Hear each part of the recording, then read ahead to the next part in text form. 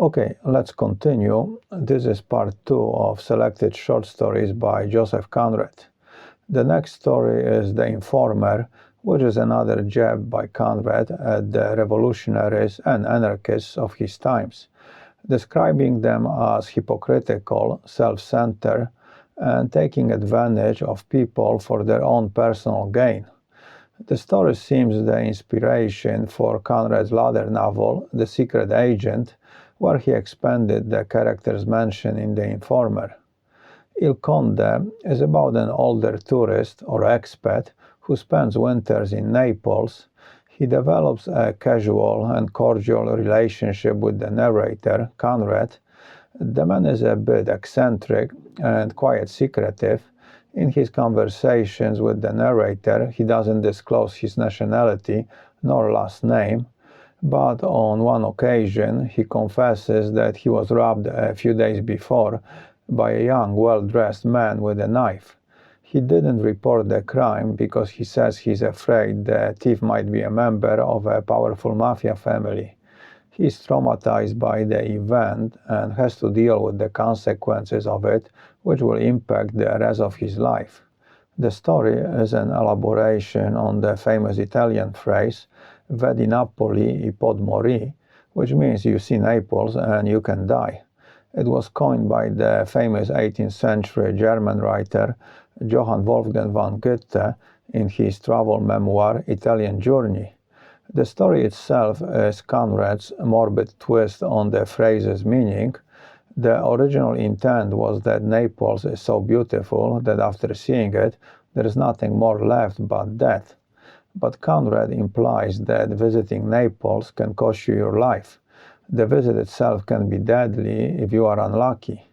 It is a clash between the old and beautiful Naples from Goethe's memory, when it was the second largest city in Europe after Paris and birthplace of opera, and modern Naples, poor and crime-ridden, controlled by the crime syndicate called Camorra, and it seems to have been going downhill since Conrad's time.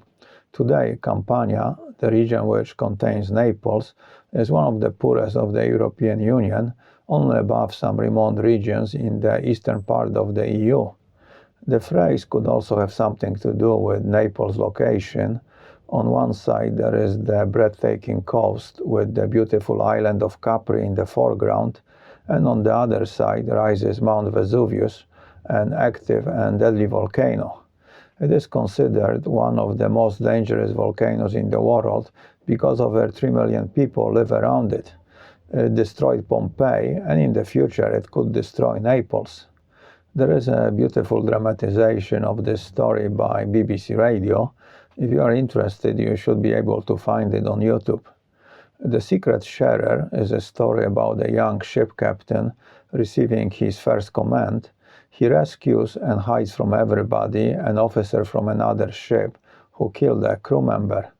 The officer describes to him what happened and claims his innocence, and the captain, who finds the officer very similar to himself, shows his empathy and hides him from the crew. The story seems to relate to Conrad as a young captain, and the officer might represent his consciousness dealing with his doubts and insecurities and being misjudged by others. But an irresistible doubt of his bodily existence flitted through my mind. Can it be, I ask myself, that he is not visible to other eyes than mine? The captain, on various occasions, refers to the officer as his double. Had my double vanished as he had come? But of his coming there was an explanation, whereas his disappearance would be inexplicable. Maybe it was Conrad's psychological transformation, moving from one personality, the naval officer, to becoming a ship's captain. Yes, I was in time to catch an evanescent glimpse of my white hat left behind to mark the spot where the secret sharer of my cabin and of my thoughts, as though he were my second self, had lowered himself into the water to take his punishment. A free man, a proud swimmer, striking out for a new destiny. I think this story is very metaphorical. even for Conrad, who was the king of metaphors. Prince Roman is a story about what a tragedy it was to be a Pole in the 19th century, the never-ending, desperate fight against foreign oppressors. It is Conrad's memories of his childhood, full of tragic events transpiring all around him. It is difficult to blame him for leaving, trying to get away from all the pain and suffering, searching for some kind of peaceful normality in the faraway places. But Conrad probably felt guilty, tormented by the doubts about not staying and fighting like his ancestors. How much of this awakened love for his native country, that country which demands to be loved as no other country has ever been loved, with the mournful affection one bears to the unforgotten dead, and with the unextinguishable fire of a hopeless passion which only a living, breathing, warm ideal can kindle in our breasts for our pride, for our weariness, for our exaltation, for our undoing. It seems it was tough to be a Pole. I wouldn't know, I never took the idea very seriously. The tale is a war story from the World War I, told to a lady by a British naval officer. A British patrol boat stops a cargo ship from a neutral Scandinavian country. The ship's captain claims he's supplying the English, but the officer doesn't believe him and runs him through a mortal test, which showed the captain was not lying. The officer, while telling the story to the lady, seems to have regrets about his action, but there's also some justification, protecting his men. And maybe Conrad was trying to show how unfair and immoral war is. Anything is allowed and even justifiable. The Rover is the last completed Conrad's novel. The plot takes place after the French Revolution, during Napoleonic Wars. The protagonist is a French sailor and a pirate, Payroll, who after 50 years spent on the seas is looking to find a quiet place on land to retire and live the rest of his days. He ends in a small Mediterranean village. He finds lodgings in a house owned by an older woman, Catherine, and her young niece, Arlette. There is also a French revolutionary, Scaevola, who seems to be some kind of usurper and thinks the property and the women are his. Later appears a young French officer secretly investigating Payroll, and further down a competition flares up, a struggle between the three men for the favors of young Arlette, and it all comes to a rather dramatic finale. Payroll comes to the conclusion there are as many, maybe more, troubles on land, and it is the sea that is his home. And that's where he needs to spend the remaining part of his life. And that's the basic plot. The novel seems to be Conrad's own feelings about his life coming to the end. Sleep after toil, port after stormy seas, ease after wear, death after life does greatly please. This is the quote written at the beginning of the novel and also etched on Conrad's gravestone. After a turbulent life on the sea, Conrad was looking for a safe port to spend the rest of his days, but perhaps he didn't find it in England. Maybe the life of a writer was more turbulent, unpredictable, and dangerous than rowing the seas. Payroll tries to settle on land, but then he realizes it is too late to adapt to the new environment, and he is also too old to go back to the sea. So he wonders what is the solution to not finding any longer your place on earth. Further, the young girl, Arlette, seems to reflect young Conrad, a child of violence, orphaned, searching for somebody to take care of her, traumatized and confused by what she has seen during the revolution. She is being taken care of by an older aunt, similar to Conrad being taken care of by his uncle after the death of his parents. And Arlette is somewhat desperate to get away from being controlled by her aunt, and more to get away from Scaevola, a revolutionary who participated in the killing of her parents.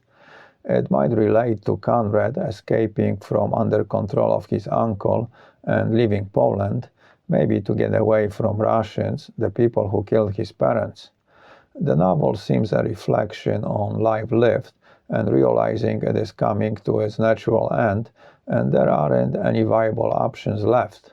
So it is time to go, but do it in style if you can. Make one last sacrifice. There is a good adaptation of the novel, the 1967 film starring the great Anthony Quinn as Payroll. I always enjoy and even prefer the classic adaptations, even if they stray away from the plot a bit. What are my thoughts about selected short stories? It is a great collection of Conrad's short fiction. Probably they are the best ones he wrote. I think Conrad is an acquired taste, and the more you read him, the better he seems to get. Probably because you progressively become more acquainted with his style and get a better understanding of his prose.